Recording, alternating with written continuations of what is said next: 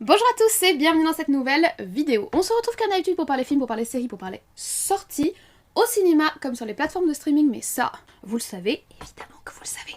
Et si on se retrouve aujourd'hui, c'est pour parler d'un film qui est sorti en plusieurs parties, et que d'abord c'était des parties familiales, et qu'après c'était des parties moins familiales, et que c'était une director's cut, mais en fait c'est plutôt une version longue, ou plutôt une version uncut. Non, c'est pas vraiment une version uncut, c'est une version uncensored. Bref! Vous l'avez compris, on va parler de Rebel Moon, un film qui a commencé à sortir en décembre 2023, dont la version finale qu'on appelle Director's Cut, version longue ou uncensored, je le dis avec le bon accent bien français, non censuré donc, vient de sortir, les deux parties non censurées, version longue ou Director's Cut, quelle que soit la version que vous choisissez, viennent de sortir sur la plateforme Netflix. On a donc toutes les cartes en main pour parler du nouveau film de Zack Snyder. Du temps a passé, nous avons réfléchi sur le truc, nous avons aussi vu les retours plus que négatifs sur les réseaux sociaux concernant le projet, mais je pense qu'il est temps qu'on en parle ensemble, d'autant plus que vous vous posez très probablement la question, est-ce que la version non censurée, version longue Director's Cut, est meilleure que la version d'origine? Est-ce qu'elle vaut le coup d'être vue, sachant qu'elle dure 6 heures? Nous allons répondre à ces incroyables questionnements dans cette vidéo, donc asseyez-vous confortablement, servez-vous un grand verre d'eau, il faut s'hydrater, il fait chaud, c'est l'été, vous servez-vous autre chose, hein. Bref. Hydratez-vous. N'oubliez pas le petit like pour référencer la vidéo et de me faire coucou en commentaire pour me dire que vous êtes passé par là. Et on se retrouve juste après le générique pour attaquer ce très gros morceau.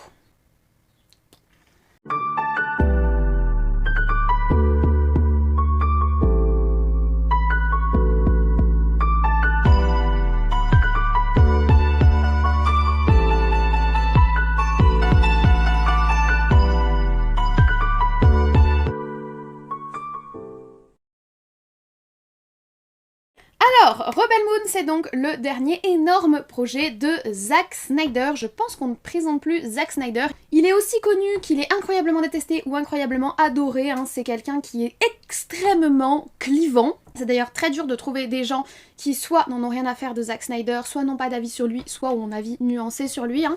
Il y a une très grosse communauté de gens qui le détestent, et il y a une certaine communauté de gens qui l'adulent. Sachez que vous ne trouverez aucun des deux ici. Moi j'aime certains de ses films, mais pas tous. Je connais pas le bonhomme parce que je m'intéresse pas à tout ce qui est peopleisation, etc. C'est pas mon truc.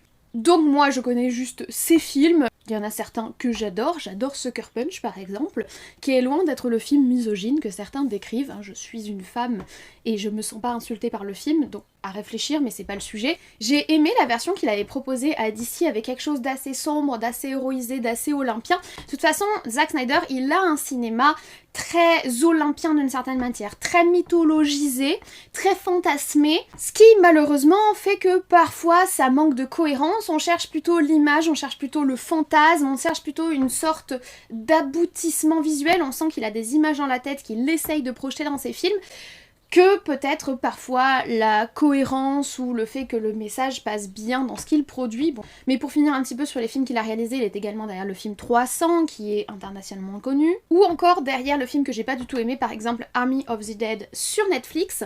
Et c'est d'ailleurs de nouveau avec Netflix qu'il a travaillé pour son projet Rebel Moon, qui était censé être un grand aboutissement de sa carrière puisque ça nous avait été vendu comme un nouveau Star Wars, un univers absolument exceptionnel, quelque chose d'extrêmement ambitieux et quelque chose qui allait avoir une Director's Cut, puisque la Director's Cut depuis Justice League, en gros, c'est un petit peu la marque de fabrique de Zack Snyder, même si c'est pas censé être quelque chose qu'on prévoit à l'avance quand on fait un film, hein, normalement.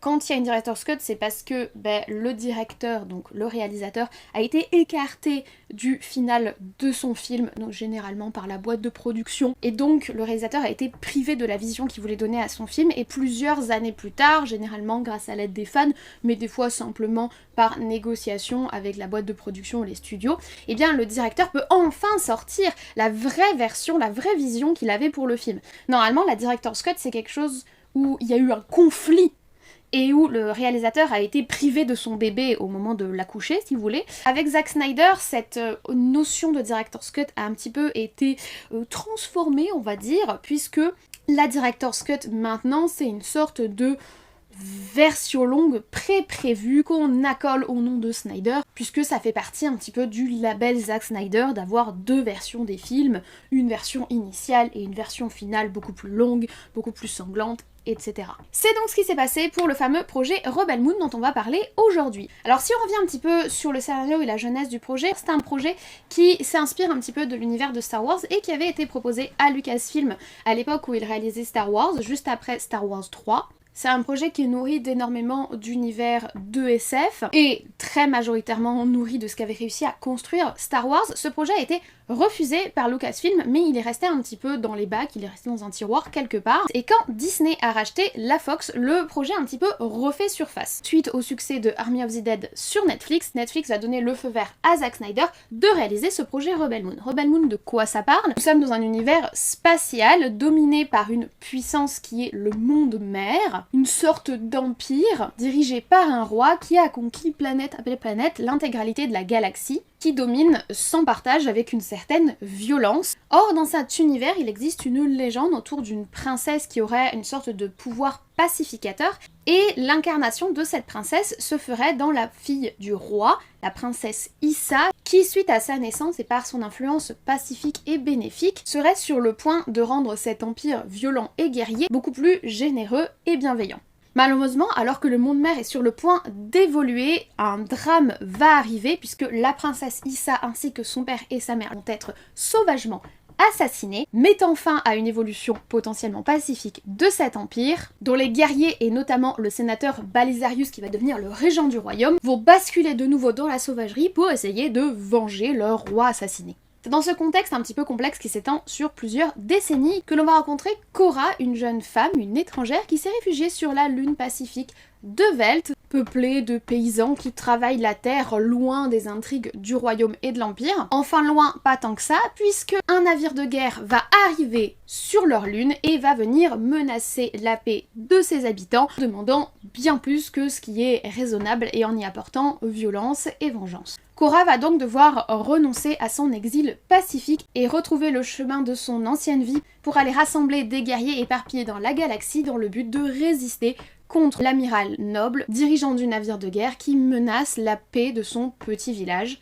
Et c'est en fait cette lutte contre l'amiral Noble et la rencontre de soldats qui pourraient les aider qu'on va suivre durant les 2 parties de Rebel Moon. Donc je pense que vous avez quand même une bonne vision du projet. On va donc rentrer directement dans le vif du sujet et parler du film de ces 2 versions, en commençant, vous me connaissez, par la forme de celui-ci. Alors au niveau de la forme, on n'est pas très surpris, en tout cas moi je n'étais pas vu que je connais le cinéma de Zack Snyder, c'est exactement ce qu'il fait d'habitude. Attention, ça veut pas dire que c'est mal, c'est juste pas surprenant, c'est quelque chose de très guerrier, de très héroïsé, avec beaucoup de ralentis, marque de fabrique de Zack Snyder. J'en ai parlé récemment pour Deadpool et Wolverine où je trouvais que les ralentis étaient vraiment trop excessifs. Et on avait le sentiment que c'était du Zack Snyder de Wish, si vous voulez. Zack Snyder, il utilise énormément le ralenti, on aime, on n'aime pas, mais il l'utilise quand même de façon relativement pertinente et il choisit ses moments pour mettre du ralenti. Après, il faut quand même reconnaître qu'il y a des scènes qui sont excessivement ralenties, hein. Je pense à la collecte du blé. Les mecs sont juste en train de couper du blé. Faut que tu te détendes, Zack. Ils coupent du blé. Y a rien d'héroïque là-dedans. Enfin, je veux dire, c'est stylé le travail de la terre et tout. Il faut valoriser l'agriculture, tout ça. Mais ils coupent du blé. T'as pas besoin de mettre 18 000 ralentis sur le coupage de blé. Mais en dehors du coupage du blé, il y a des ralentis, il faut le savoir, si vous aimez pas, vous allez être grave saoulé. Mais bon, c'est le style Zack Snyder. Et il n'y a pas que dans l'aspect des ralentis qu'il a mis purement et simplement son style habituel. Tout ressemble à du Zack Snyder. Il y a ce côté un petit peu très contrasté. Il y a cet usage des lumières assez contrasté avec une alternance entre des espèces de lumières divines. Beaucoup de contraste sur les ombres typiques du travail de Zack Snyder. C'est quelque chose qu'on avait dans 300, c'est quelque chose qu'on a dans Sucker Punch, c'est quelque chose qu'on a dans tous ses films Batman, Superman et tout le machin, et Justice League. Je dirais pas que c'est sombre, mais il a un usage des ombres, il a un usage de la lumière qui est extrêmement contrasté dans son travail, et qui donne ce côté très mythologique et très fantasmé à l'image. Il a un usage de la couleur également qui est typique de son cinéma. On peut pas dire que c'est un cinéma qui est très coloré, ni très lumineux d'ailleurs. En fait, le cinéma de Snyder, c'est l'antithèse du cinéma de Wes Anderson. Là où Wes Anderson, c'est la légèreté, c'est une espèce de travail visuel dans l'orfèvrerie, et c'est très coloré, c'est très jovial, et c'est très commun, c'est une sorte de cinéma du quotidien. Zack Snyder, c'est très héroïque, c'est très lourd, c'est très contrasté, mais avec très peu de couleurs, et c'est beaucoup plus loin du commun des mortels. Voilà. Donc en fait, Wes Anderson et Zack Snyder, c'est l'antithèse du cinéma l'un de l'autre, j'ai l'impression. On est vraiment purement et simplement dans son style. Après, je trouve que les emprunts à Star Wars sont quand même beaucoup trop importants. Et on va venir sur les hommages dans l'aspect image. Les sabres laser, frérot, tu pouvais t'abstenir, sérieusement. Et les piou-piou laser aussi. Il y a plusieurs scènes de conflit où on a les piou-piou rouges et les piou-piou bleus. Enfin, c'est pas des bleus, je crois que c'est des verts. Mais bon, bref, on a des échanges de piou-piou. On se croirait vraiment dans du Star Wars, mais du Star Wars sauce Zack Snyder avec beaucoup de contraste, quoi. Si Zack Snyder avait réalisé une série Star Wars, il y aurait ces scènes-là, clairement. Il y a beaucoup d'emprunts. Il y a des emprunts à l'univers de Métal Hurlant que je ne maîtrise pas, mais je suis allée faire quelques recherches et c'est vrai que ça ressemble énormément. Pour être plus précise, il y a des emprunts aux artistes qui ont travaillé pour Métal Hurlant, qui est donc une sorte de magazine de revue qui partageait autour du monde de la SF. C'est vrai qu'on retrouve beaucoup de visuels qui ont, à mon avis, nourri toute l'image que Zack Snyder a de la science-fiction, mais on a des emprunts qui sont quand même très directs et des inspirations ou des hommages, appelez ça comme vous voulez, qui sont assez évidents, même pour quelqu'un qui ne connaît pas l'univers de Métal Hurlant et qui n'a jamais ouvert le magazine. Donc au niveau de la photographie, c'est du Zack Snyder tout craché. Si vous n'aimez pas, ça ne va pas vous plaire. Si vous aimez, ça va vous plaire. Si vous êtes dans un entre-deux, bah, vous aurez l'impression d'avoir un peu déjà vu tout ce que vous verrez si vous avez vu d'autres films de lui. Moi, j'ai pas été surprise, j'ai pas senti qu'il avait essayé de créer quelque chose d'original avec ce film. Pas du tout, ça ressemble à beaucoup de choses qu'on connaît déjà et ça ressemble à tous ces autres films, donc on aurait juste un micmac entre ce que je connais déjà et ces autres films. Est-ce que c'est moche? Non. Est-ce que la photographie est travaillée? Oui. Est-ce qu'elle est complètement artificielle parce qu'il y a des effets spéciaux absolument tout le temps? Oui. Et on va passer sur la partie effets spéciaux. Je sais pas si on peut dire pour un film Star Wars-like qu'il y a trop d'effets spéciaux, mais il y a trop d'effets spéciaux. C'est une overdose d'univers numérique. Je désapprouve pas l'utilisation des effets spéciaux, surtout quand c'est bien fait, mais là, le problème, c'est que c'est pas tout le temps bien fait. Il y a franchement des moments où ça fait irréel, ça fait intangible, en fait. Pas tant que ça quand on est dans le vaisseau, pas tant ça quand on est dans l'espace, au final, alors que ça pourrait être les moments les moins réalistes, surtout quand on est dans le petit village fantasmé de la planète de Velt, avec la petite cascade au-dessus, le village en dessous, qui ressemble à un petit village de Blanche-Neige, et les champs à perte de vue. Tout cela fait complètement intangible, tout cela fait complètement irréel. Je trouve que les personnages sont mal insérés dans ces scènes-là, et le problème c'est que c'est dès le début de la première partie, que ce soit en version longue ou en version courte, tu arrives dans un endroit où tu te dis « Ok, cet endroit n'existe pas ». Le film ne te fait pas croire qu'il existe, à aucun moment tu crois qu'il existe. On dirait une sorte de rêve, et de toute façon c'est le propre du cinéma de Zack Snyder d'être une succession de fantasmes. Et quand je dis succession, nous allons en parler sur le scénario, puisqu'en fait nous sommes sur une succession de choses qui ont du mal à fonctionner entre elles, mais je ne vous spoile rien, si un peu. C'est une succession de fantasmes, certains fantasmes fonctionnent. J'ai beaucoup apprécié tout ce qui se passe autour du moteur du vaisseau, qui est beaucoup plus développé dans la version longue, donc ça c'est une des choses que j'ai apprécié dans la version longue de Rebel Moon, c'est que on s'arrête un petit peu plus sur certains éléments qui sont à peine effleurés dans la partie 1 et qui sont parmi les rares éléments intéressants de cet univers. Et ça nous offre des visuels qui sont intéressants et qui nous permettent d'un petit peu mieux nous construire l'univers mental que Zack Snyder a développé pour ce film, et notamment autour de la machinerie du vaisseau qui est pour moi l'un des moments les plus intéressants visuellement de l'intégralité de la version longue. Donc sur 6 heures, on a une scène qui dure peut-être 5 minutes, qui est probablement la meilleure scène du film et qui a été coupée dans la version courte. J'abuse, on voyait pas que cette scène-là de la machinerie, toutes les scènes de la machinerie et notamment les scènes des larmes sont magnifiques, mais coupées dans la version courte aussi, hein, malheureusement. Ne serait-ce que pour ça, regardez la version longue. Donc il y a des choses qui sont intéressantes, mais les effets spéciaux sont franchement inégaux. Toute la scène avec l'hippogriffe là, qui est semblable en version courte et en version longue, c'est complètement pas réel, on n'y croit pas. En plus d'être scénaristiquement un petit peu questionnable sur son utilité réelle, mais bon, ça on y reviendra.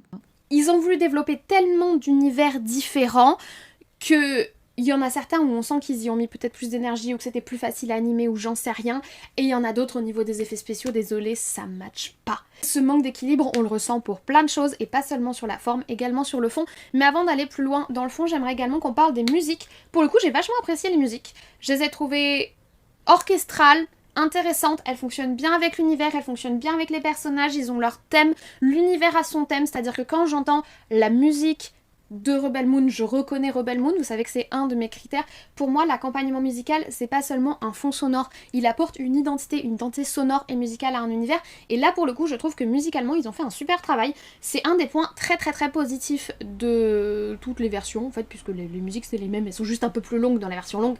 Logique. Mais pour moi c'est un point assez intéressant de ce projet, c'est que la musique elle a vraiment son identité, elle donne vraiment son identité à l'univers, elle donne de l'identité au personnage. J'ai apprécié la bande sonore. Après elle est un petit peu redondante, c'est vrai que du coup quand tu enchaînes les 6 heures de version longue, les musiques sont redondantes, c'est malheureux mais c'est comme ça. Quand on a un projet aussi ambitieux que 6 heures, c'est toujours embêtant d'avoir de la redondance, que ce soit visuellement, que ce soit scénaristiquement ou que ce soit aussi au niveau musical, et il faut reconnaître que la composition musicale suit relativement bien pour les 2 premières parties qui sont légèrement plus courtes de 2 heures. Et encore à nuancer car c'est un sentiment que j'ai eu en ne voyant pas les 2 parties à la suite, mais j'ai eu l'impression qu'il y avait une certaine diversité musicale sur l'intégralité sans avoir vu partie 1 courte, partie 2 courte à la suite.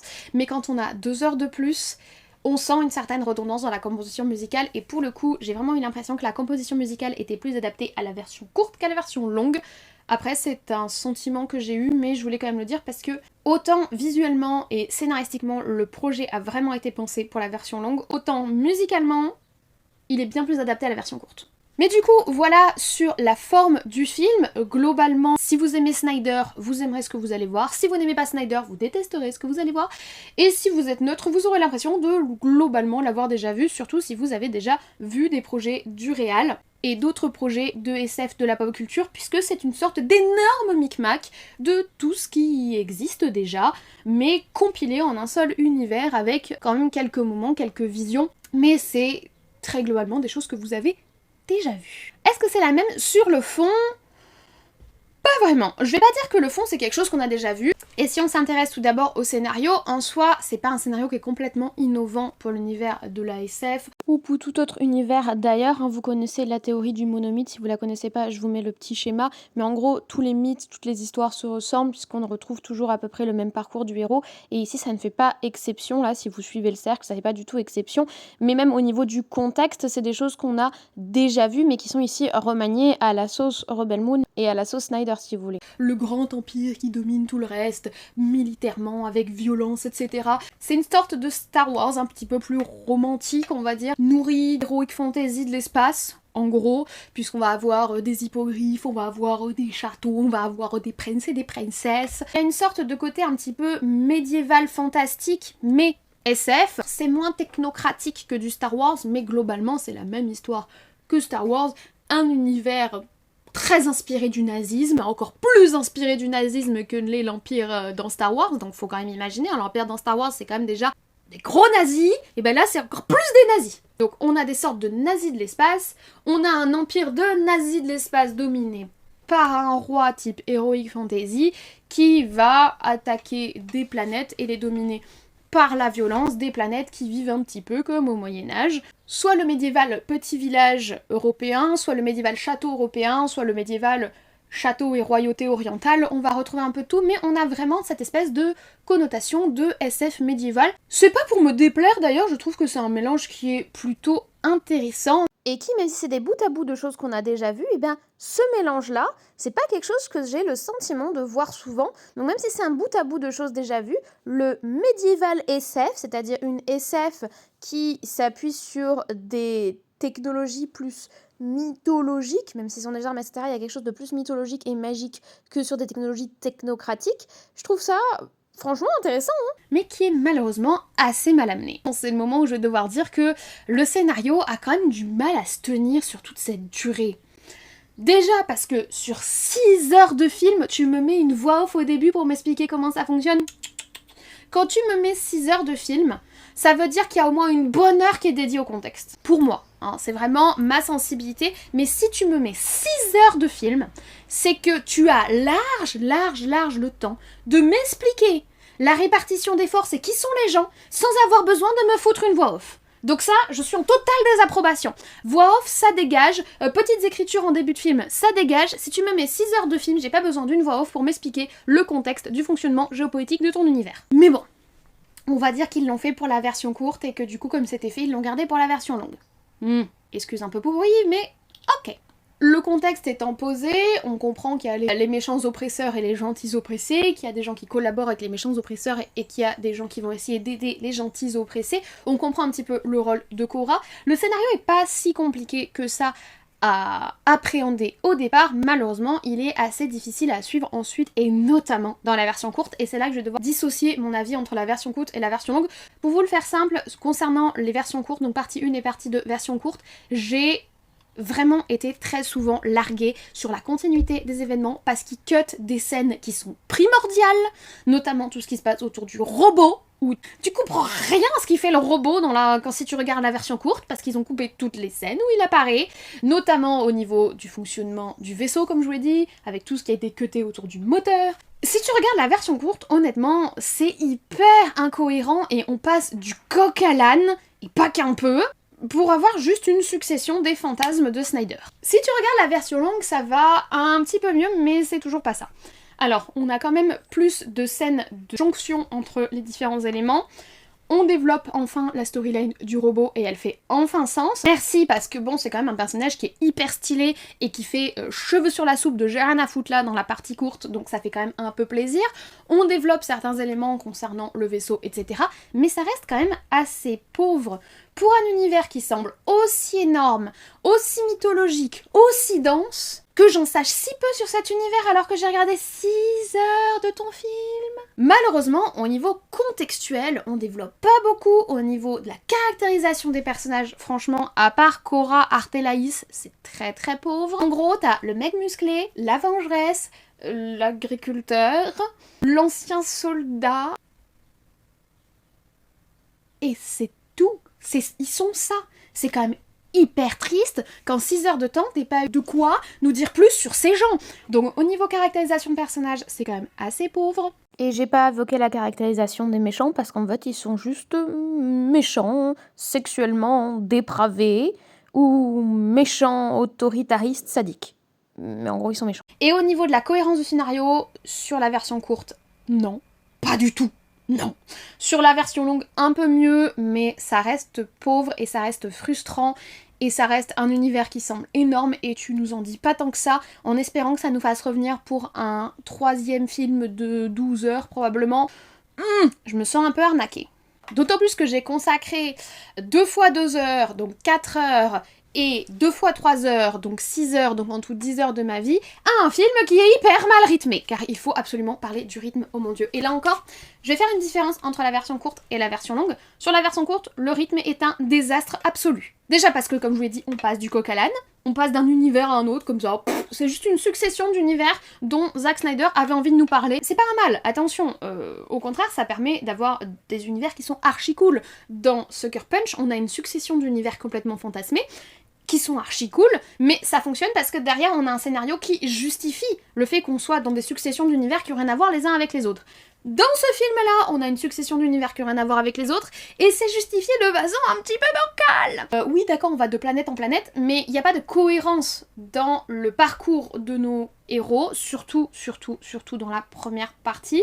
C'est juste une succession d'univers, et alors, rythmiquement, c'est super mal géré. Je suis désolée d'avoir à dire, mais alors, surtout dans la version courte, c'est un désastre. Chacun de ces univers a une sorte d'apic, une sorte de mini-boss si vous voulez, mais au moment où on entre enfin dans un petit peu d'identification, de lien avec ce qui se passe, un petit peu d'investissement sur ce qui est en train de se passer parce qu'on vient de battre le mini-boss, parce qu'on vient de découvrir de nouveaux personnages, boum, ça retombe. Ça fait vraiment... Et boum. Quand les gens ils ont un battement de cœur assez faible et qu'on essaye de les sauver et qu'on fait on dégage, ben en fait toute la première partie c'est la partie avant on dégage. Notre patient ne va pas s'en sortir les gars. La seconde partie c'est on dégage et là c'est combat. Enfin, c'est mal rythmé. Est-ce que dans la version longue ça fonctionne mieux? Oui et non. C'est un petit peu mieux, parce qu'on va avoir des scènes de jonction, notamment les scènes du robot, qui rajoutent vraiment une sorte de ligne directrice et qui nous rappellent un petit peu ce qui se passe sur Velt, parce qu'il faut savoir que dans la version courte, tu quittes Velt, on n'en parle plus durant toute la première partie, et on finit par y revenir à la fin, et ensuite il fallait attendre 6 mois pour que la deuxième partie sorte, pour que là t'ailles moissonner le blé en version slow motion, mais au moins... Dans la version longue, on a le robot qui nous rappelle un petit peu Velt, etc. Et donc, du coup, on va avoir une ligne directrice qui trace la ligne rouge de la petite planète avec les petits habitants, les petits paysans médiévaux, là. Et on va avoir le battement de cœur qui est toujours assez inégal, mais qui est au moins lié à l'histoire principale par ce rappel continuel de ce qui se passe sur la petite planète, mais honnêtement, sur la première partie, c'est pas beaucoup mieux. Et sur la seconde partie, c'est toujours autant kaboum, kaboum, kaboum, kaboum, kaboum, kaboum, oh c'est fini. Donc, est-ce qu'il y a une bonne gestion du rythme? Non. Par contre, ce qui est intéressant, et je l'ai noté sur Twitter et je vous le dis ici, ce qui est intéressant dans la construction rythmique, c'est que j'ai presque l'impression que c'était conçu pour être une série. Je crois d'ailleurs qu'ils ont pensé à en faire une série, que finalement ils en ont fait un film, parce que tu peux regarder le film version longue, donc ça marche pour la version longue, ça marche moins pour la version courte. Tu peux garder le film version longue par tranche de 1h20, 1h30, ça te fait 4 morceaux, et ça fonctionne, et on a des intéressantes ruptures de rythme à chaque fois à 1h20, 1h30, qui reprennent juste après, et donc qui te permettent de faire une sorte de succession de 4 gros épisodes. Et tu peux également faire fonctionner la version longue par tranche de 30 minutes. 30-40 minutes, hein, ça dépend un petit peu. Et là encore, on va avoir une succession rythmique qui ressemble à celle d'une série. Est-ce qu'ils auraient pas dû le sortir en série du coup? Oui. Et on en vient à ma troisième et dernière partie qui ne touche pas vraiment ni au fond ni à la forme, mais plutôt à la communication et à la réflexion sur ce projet, parce que il faut qu'on parle de tout le projet en fait, du projet lui-même. Il y a un énorme problème en fait sur ce projet. Il y a un énorme problème dans la communication, la façon dont on nous l'a vendu, la façon dont ça a été découpé, le fait que ce soit un film et pas une série. Il y a tellement de problèmes qui ne relèvent pas vraiment de ce qu'est réellement le film Rebel Moon, qui est loin d'être un chef-d'œuvre, mais qui est pas non plus la bouse intersidérale dont parlent les gens. Enfin, je veux dire, j'ai vu des trucs bien plus mauvais. Croyez-moi, je regarde beaucoup de petits films SF qui demandent rien à personne dans leur coin, et il y en a des très mauvais. Ne serait-ce que sur Netflix, hein, prenons la plateforme sur laquelle est sorti Rebel Moon, vous avez des trucs comme Atlas, je vous en ai parlé, hein. Le film Atlas, c'est bien plus mauvais que tout ce que peut être Rebel Moon. Bon, c'est moins long, tu souffres moins longtemps, mais c'est bien plus mauvais. Vous avez Projet Power aussi, avec des espèces de super pouvoirs, c'est franchement pas bon. Time Trap, qui est sorti il y a pas longtemps, dans une espèce de grotte avec des effets spéciaux immondes et des costumes d'hommes préhistoriques comme je pourrais en faire moi pour la chaîne. Enfin, je veux dire, vous avez beaucoup de très mauvaises choses en matière de SF sur Netflix. Sur le moment, j'avais effacé de ma mémoire Code 8 partie 1 et partie 2 parce qu'il y a eu une partie 2, mais ça aussi, et c'est sur la plateforme Netflix et en matière de SF. En fait, quand tu t'y mets à y réfléchir, c'est sans fin. Vous avez The Old Guard, très mauvais. Warrior Nun, c'est une série, j'ai pas réussi à la continuer parce que c'était vraiment totalement échevelé et c'est plutôt pareil du médiéval fantastico science-fiction. Et même en sortant de la plateforme Netflix, vous avez beaucoup de choses bien pire que Rebel Moon objectivement. Le problème de Rebel Moon, c'est la façon dont le film a été vendu par rapport au résultat. C'est pas le réel résultat qui n'est pas bon, je le répète, mais qui est pas non plus intersidéralement nullitique. Et dire que Rebel Moon en particulier est une bouse intersidérale, non. Pourquoi les gens disent ça? Déjà parce qu'ils détestent Snyder, bon ça c'est leur problème, j'ai pas envie de creuser, ça me regarde pas. Je regarde pas un film pour la personnalité de la personne qui a tenu la caméra ou la personnalité de la personne qui joue dedans.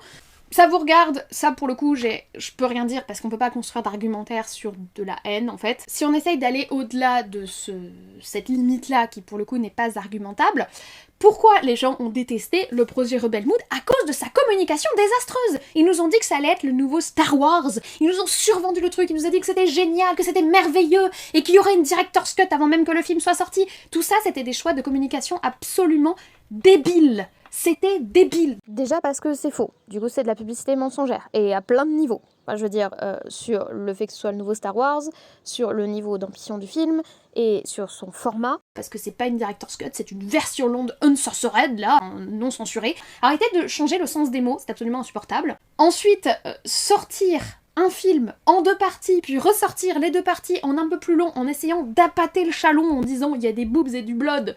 Ah d'ailleurs, j'ai oublié de vous dire que les effets spéciaux de sang à rajouter en post-prod juste pour la version longue, mais qui n'apparaissent pas dans la version courte, sont très mal faits et très moches. Vous auriez dû vous abstenir, de toute façon. On n'est pas des vampires non plus, hein. S'il y a du sang, faut que ce soit justifié. S'il y aura juste du sang pour dire « Ah, il y a du sang !» Ben ça va, on n'est pas des gosses, quoi. Bref, faire d'abord une version courte, familiale, et une version pas courte pour les boobs et le sang, c'est nul! communicalement, c'est nul. Alors peut-être que vous y avez gagné en nous faisant regarder 2 fois le même truc. Moi j'ai regardé 2 fois le même truc parce que je suis un pigeon. Ou hormis choper les pigeons comme moi, vous avez juste lassé les gens, vous les avez juste saoulés, c'est absolument nul. Au niveau de la communication, en plus, c'était pas clair du tout. Moi au tout début, le truc est sorti, je comprenais pas 1, 2, 3 parties de comment que c'était que quoi. J'ai mis un temps fou à comprendre quel esprit tordu avait pensé cette com. Donc en fait, la com est un désastre. Et au final, même le choix du format est un désastre une fois que j'ai vu la version longue. Ça n'aurait jamais dû être un film, ça aurait dû être une série. Et en série, ça aurait été sympa. Et les gens auraient pas autant chié dessus. Je suis désolée, je suis vulgaire. Les gens n'auraient pas autant détesté, je pense, si c'était sorti en série. Déjà parce qu'en série, tu regardes le premier épisode, tu vois que ça t'intéresse pas, t'arrêtes. Tout simplement. Ensuite, parce que ils auraient dit c'est une série destinée à un public adulte, c'est de la SF destinée à un public adulte, on n'avait pas besoin de dire que c'était familial ou je sais pas quoi là. Qu'est-ce que tu veux regarder ça en famille, c'est chelou. Tu aurais directement mis tes scènes de cul, ton sang, ton machin, ça aurait été mieux intégré, scénaristiquement ça aurait mieux fonctionné, rythmiquement ça aurait mieux fonctionné. T'aurais pas saoulé les gens en bouffant 5 heures de leur vie x2. Les gens qui étaient pas intéressés auraient arrêté au premier épisode, les gens qui étaient intéressés auraient créé une espèce de communauté de fans un petit peu sympathique où ils auraient parlé épisode après épisode, évidemment s'ils avaient été une sortie hebdo, mais même en binge-watch. Pourquoi ils en ont fait un film? Il y a tellement de mauvaises décisions autour de ce projet. Et c'est pour ça qu'en fait le projet n'est pas appréciable. En fait, ils ont créé artificiellement un événement autour de quelque chose qui n'en est pas un. Et en plus, ils l'ont empêché d'en devenir un. C'est-à-dire que vu que la place était déjà occupée et en plus par de la fausse information, et du coup, ils ont empêché potentiellement cette série ou ce film de devenir l'événement qu'il aurait pu être en créant un faux événement par-dessus qui a pris toute la place et qui a empêché d'apprécier la série ou le film, même si je maintiens que ça aurait été mieux en série. Ils ont essayé de faire monter la mayonnaise sur du rien. Et du coup, quand tu bouffes ta mayonnaise, tu bouffes de l'air. Et effectivement, t'es énervé quand tu bouffes de l'air. Ça n'a aucun sens cette métaphore, mais vous voyez ce que je veux dire. Forcément que les gens sont crispés quand ils regardent ton machin, parce que c'est pas ce que t'as promis. On se fait vachement chier parce que vous avez cuté tellement de votre truc pour que ça rentre dans un film familial. Ça n'a juste pas de sens.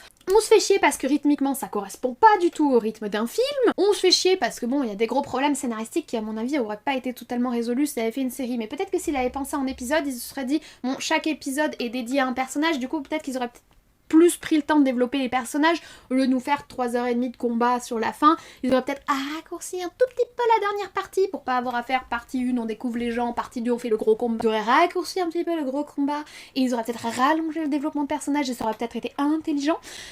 Non, le gros problème de ce film, c'est pas le film. Le gros problème du film, c'est que c'est un film au lieu d'être une série alors que ça aurait dû être une série. Et 2, toute la communication débile qu'ils ont fait autour. Voilà ce que c'est le problème de ce film. Et l'orgueil de Zack Snyder à absolument vouloir accoler une director's cut à son nom alors que ça n'est pas une director's cut, mais j'en ai déjà parlé au début. C'est juste une version longue avec du sang et du cul, c'est tout. Puis les scènes de cul sont très décevantes, franchement. Moi je m'étais dit, ok, ça va être gore, alors oui, il y a quelques malaxages de cerveau, mais franchement, c'est gentil. Il va y avoir énormément de scènes en plus, on va en apprendre beaucoup plus sur les personnages, notamment la guerrière qui est la seule femme du groupe à part Korad, et non. On va en apprendre plus sur le royaume de Torso Newman, et non. On a en plus quand même la storyline du robot et la storyline du moteur du vaisseau qui, elles, sont cool. Donc pour ces deux-là, je vous recommande de regarder la version longue si vous voulez absolument regarder. Mais voilà quoi. Communication, 0, 0, 0, 0 pointé. Même on est en négatif, moins 30. Et cela me mène à mon bilan. Est-ce que les 10 heures que j'ai passées dans l'univers de Rebel Moon, en additionnant la version longue et la version courte, ont été des bons moments? Il y a eu quelques bons moments, et honnêtement, il y a des scènes qui sont plutôt sympathiques et qui sont plutôt cool.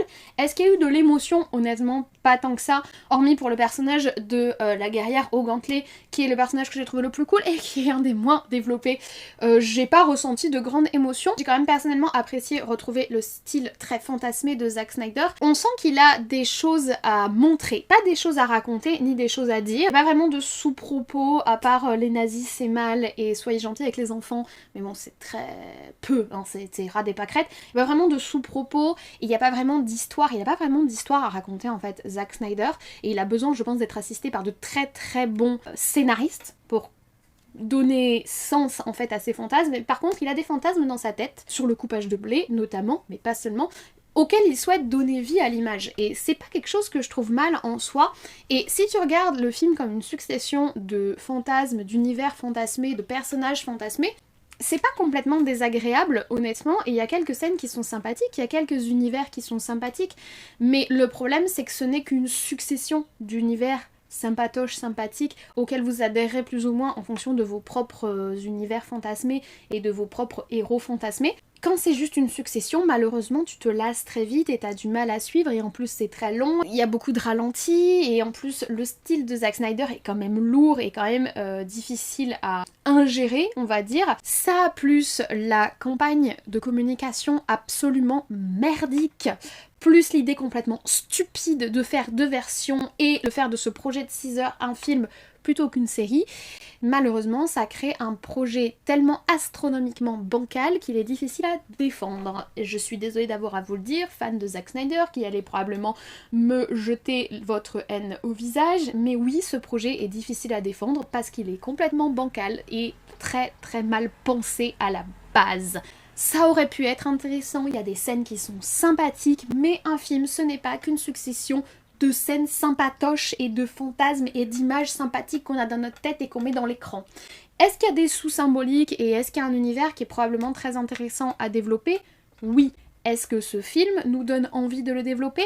Non. Est-ce que le projet aurait dû être pensé différemment? Totalement. Est-ce que Zack Snyder devrait gagner en humilité dans sa façon de communiquer sur lui-même et sur ses projets? Oui, s'il vous plaît. J'ai créé un univers aussi grand que celui de Star Wars et c'est merveilleux. Il va falloir se détendre, il va falloir se calmer, il va falloir descendre d'un étage. De toute façon, c'est ni à la communication, ni au réalisateur, ni aux gens qui ont travaillé sur un film de dire si ce film est un succès, de dire si ce film a créé un univers, a donné naissance à un univers gigantesque qui va attirer les fans et qui va créer l'émulsion comme il y a eu derrière Star Wars par exemple. C'est au public et à ceux qui vont recevoir cette œuvre de la faire vivre et potentiellement de la faire devenir une icône en fait. C'est le public qui fait d'un film ou d'une série une icône, c'est pas le fait de dire que c'en est une au moment où on la sort. Donc pour répondre à la question qui vous brûle les lèvres, est-ce que la version longue est meilleure que la version courte?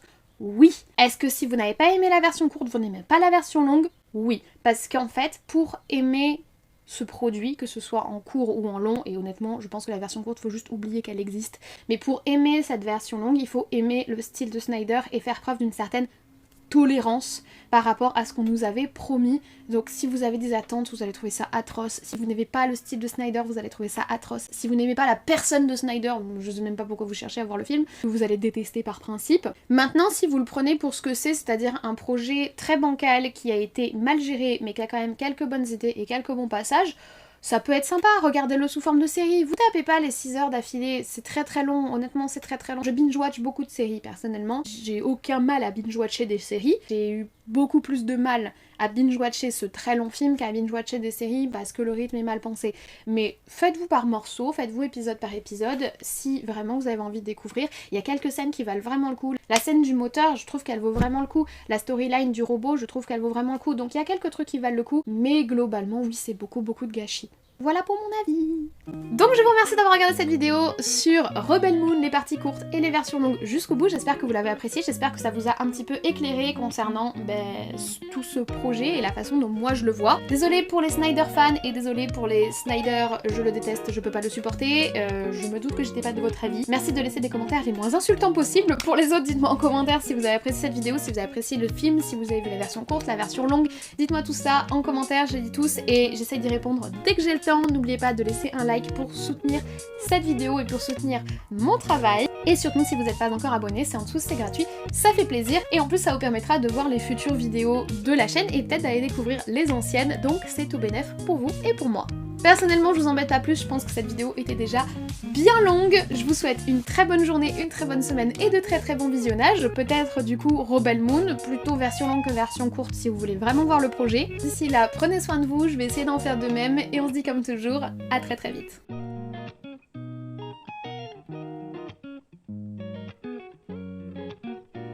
Bonjour, on se retrouve enfin pour filmer une vidéo. Alors il faut savoir que, comme vous pouvez le voir, je suis rentrée chez moi puisqu'on a le décor habituel, mais ça fait 4 jours que je peux pas filmer parce qu'il fait des températures sahariennes. Je pense que le terme c'est ça. Et moi je supporte très mal la chaleur.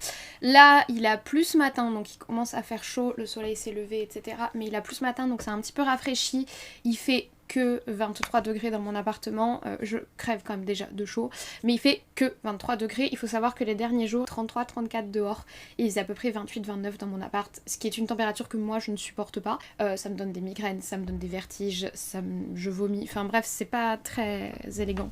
Quand les gens me disent qu'ils supportent pas la chaleur, il y a ceux qui supportent pas la chaleur en mode j'aime pas, et il y a ceux que ça rend malade, moi ça me rend vraiment malade. Bref, je pouvais pas filmer ces derniers jours, mais là on a eu un petit rafraîchissement, donc même si j'ai cinéma dans 45 minutes, je me suis installée pour filmer parce que je voulais profiter de l'occasion. Comme vous pouvez le voir, j'ai changé un petit peu des trucs dans le décor. Nous avons un petit Hobbit Town ici que j'ai reçu, c'est une Pop Town que j'ai reçue récemment, trop contente. Nous avons un petit... Regardez, un petit Viserys version Chase avec son visage tout déformé. J'adore, c'est un peu gore, comme ça apporte une petite goritude dans mon fond. Donc, voilà. Bref, c'était la petite parenthèse. On va pouvoir rentrer dans le vif du sujet puisqu'on va parler du fameux Rebel Moon. Il était temps, hein, pas temps que toutes les versions du truc soient sorties. Donc ça fait pas 3 mois, ça fait genre 8 mois. Enfin, je sais plus quand est sorti le premier Rebel Moon, ça fait des plombes. 15 décembre 2023, la partie 1, ça fait plus de 6 mois. Bref, donc on va enfin rentrer dans le vif de ce sujet puisque j'ai vu la partie 1 et la partie 2 classique et j'ai vu la partie 1 et la partie 2 Director's Cut. Je connais bien le... Enfin, autant que je peux, autant que j'ai pu me concentrer sur le truc. Dernier point, la fenêtre restera ouverte parce que... voilà. Donc, désolée pour le bruit. Voilà!